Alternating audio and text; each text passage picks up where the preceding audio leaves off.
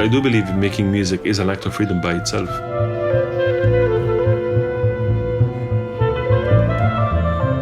I know it doesn't build houses, it doesn't bring refugees back home.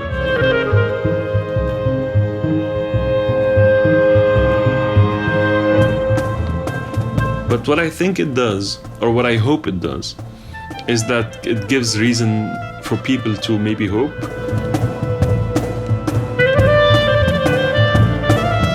On this journey through music and home, I thought, even though I value it dearly, I thought that music was something extra, beyond food, shelter, basic needs, something higher up on Maslow's hierarchy of needs.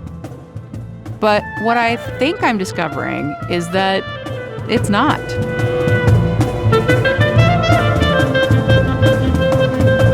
Hello, this is Genevieve Randall. You're listening to the Plain Story Podcast, and this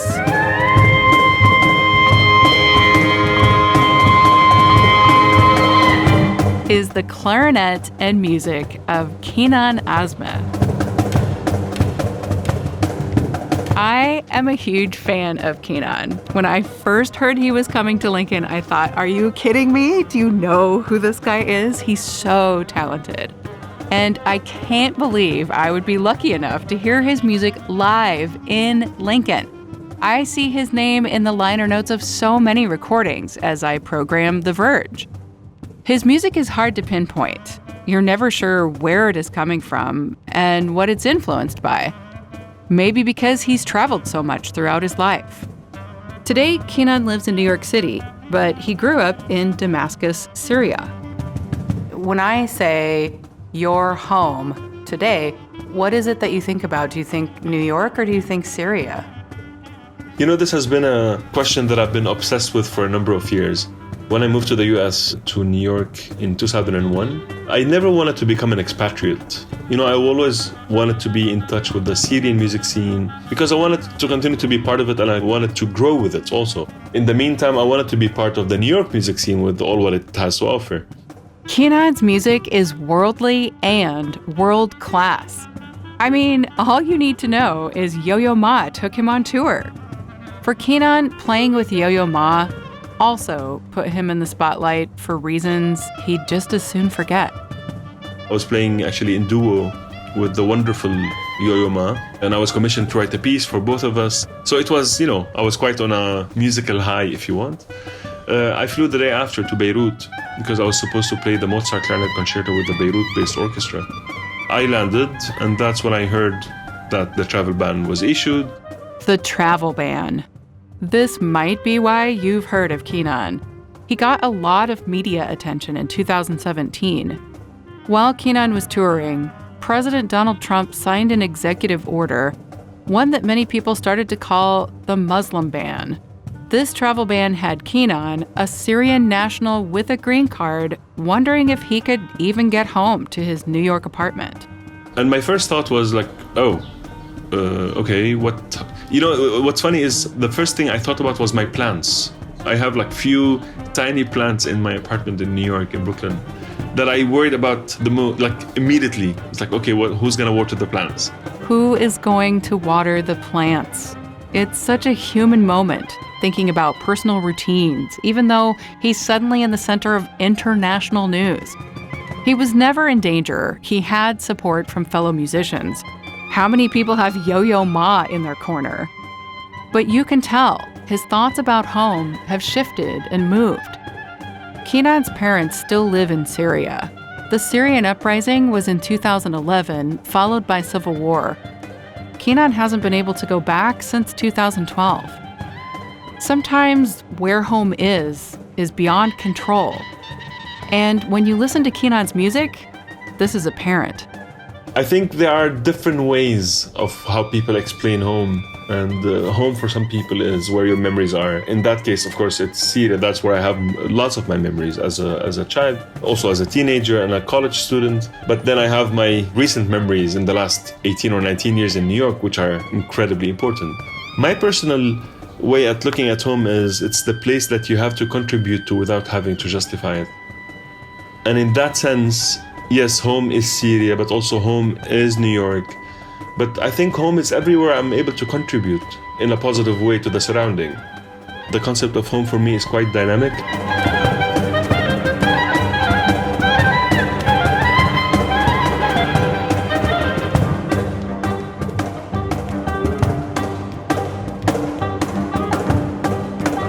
Yeah, you can tell why I wanted to talk to him, right?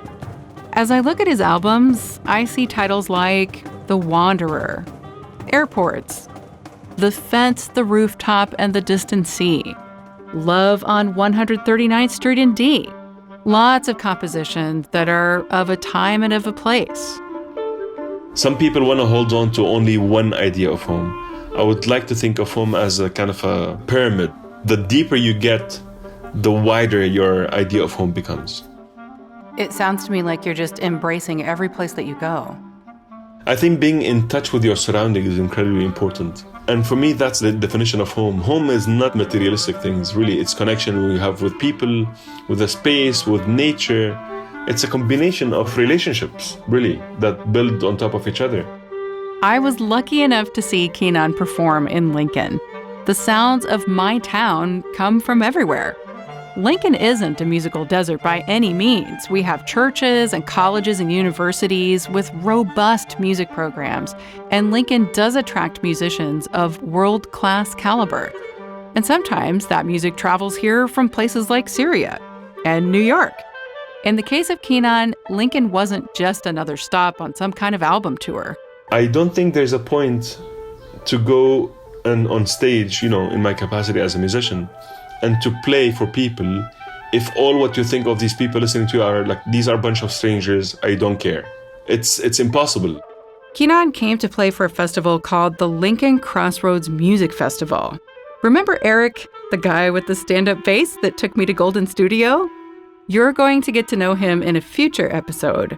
But for now, you need to know that, inspired by his experiences with Hassan and Ziad, Eric wanted to share the music of Lincoln with the world and bring world-class musicians to Lincoln. So I was able to hear this.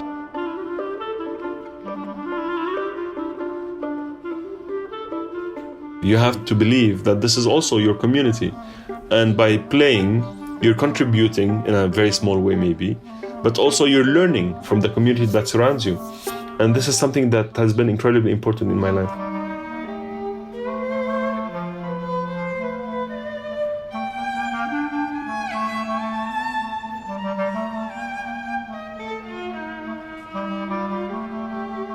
That's Keenan playing with his wife, violinist Lael Shocker. When Eric invited them to come to Lincoln for the inaugural year of the festival, Keenan said yes right away. It was very important. I think there's something incredibly great about somebody trying to bring the world to his hometown. And this is the way I also think of maybe one day I'll be able to do in Damascus, but maybe more importantly, in smaller cities of Syria too. So I find the idea incredibly inspiring. And I've never been to Nebraska before. So I'm really excited to go and expand my community, by playing for people that maybe some of them have never met a Syrian musician before. And for Keenan, the travel ban put that mission into perspective.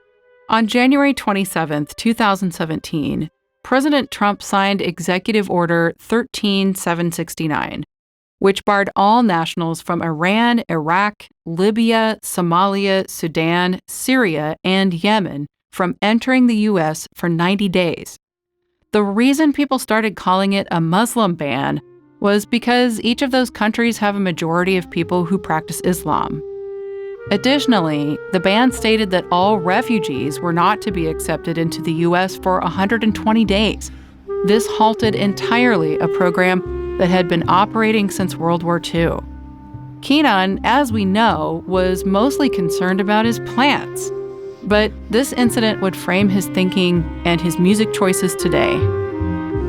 If anything, it just gave me an incredible sense of support from artists and friends from the US and abroad. Everybody's offering, what can we do? How can we help? Because they heard about the story. But also it gave me perspective. Yes, I was stuck in Beirut. I was blocked from coming back home.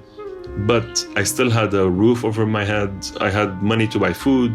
Kenan has told this story many times. He and Yo-Yo Ma got a lot of media attention, appearing on CNN, doing interviews for Rolling Stone and the LA Times.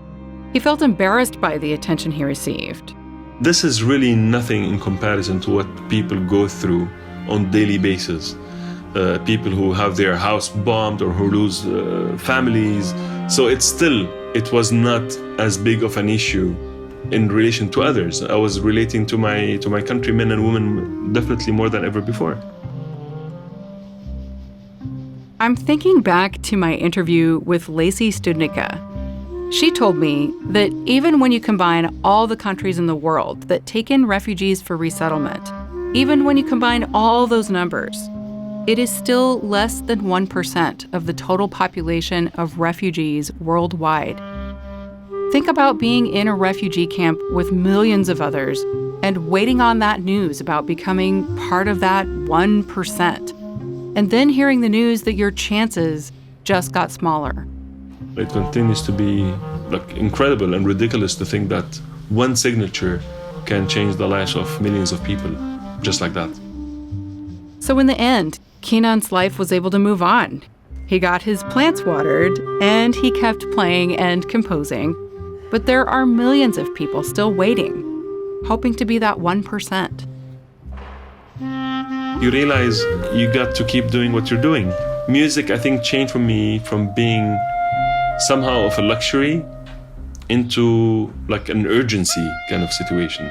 I don't know how it affects the music, the notes I write on page, or the way I improvise, or the way I play a classical piece. But what I know is that music making became more urgent for me than before. Now, every time I play on stage, I remind myself of how lucky I am to be able to express my opinions freely and openly on a big platform.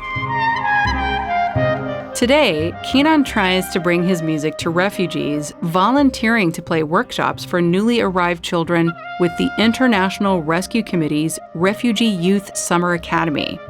He's also played at refugee camps. When you come away from those experiences, what's your emotion? Do you feel hopeful? It's very hard to be hopeful. I'm hopeful that, when I see kids smile and laugh, yes, I'm hopeful, but then it doesn't blind me from seeing the realities on the ground. When you do, let's say you do a visit to a refugee camp and you play with the kids, at the end of the day, you go back to your hotel room somewhere while they stay in the camp. I mean, that's the reality of it. And you have to be reminded of that. And so for an audience in Lincoln, Kenan was able to bring that act of freedom to an audience that included Hassan and Ziad, and lots of other Lincolnites just like me. This mission of Kenan's is real, and it is why he agreed to come to Lincoln. There's something million times more special when you play in a city or in a state for the first time, because you realize you give keys to people to discover something beyond what you just played. Because what we do, both Layal and I, is music inspired by traditions but not limited by that, and we're hoping that people will dig vertically a bit more to see, okay, so what is this inspired by or from? Yeah. And it's so exciting that this becomes part of the mosaic that Lincoln has to offer. It's wonderful. Yeah. What I would like to see in a few years that this becomes also Nebraskan music. You know what I mean? This is also part of home. So now, home and the music of home is shifting again. Like so many people, I can walk around with my blinders on. It might not be intentional, it just happens. The music that Hassan and Ziad play, that is the sound of my home. But we tend to categorize, don't we? We put things under an index labeled other. Kenan's right, this is the sound of Lincoln. Maybe we can change what we think of when people say music in Nebraska.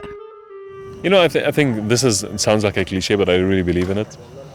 When people are moved together by something, they are no longer strangers to each other.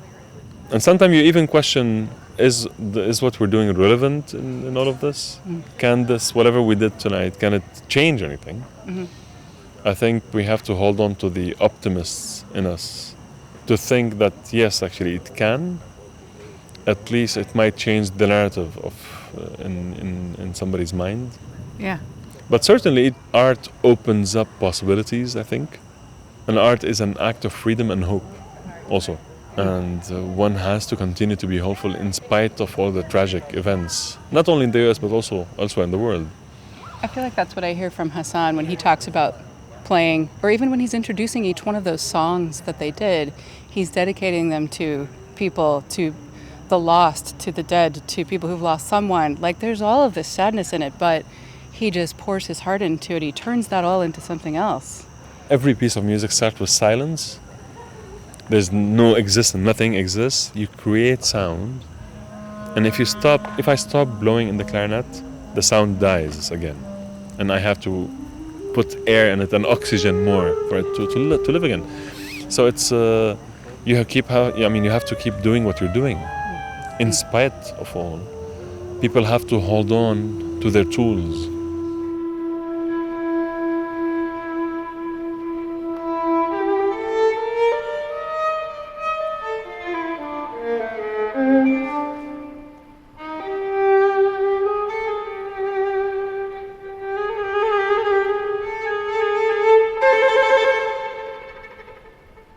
On the next episode of the Plain Story podcast.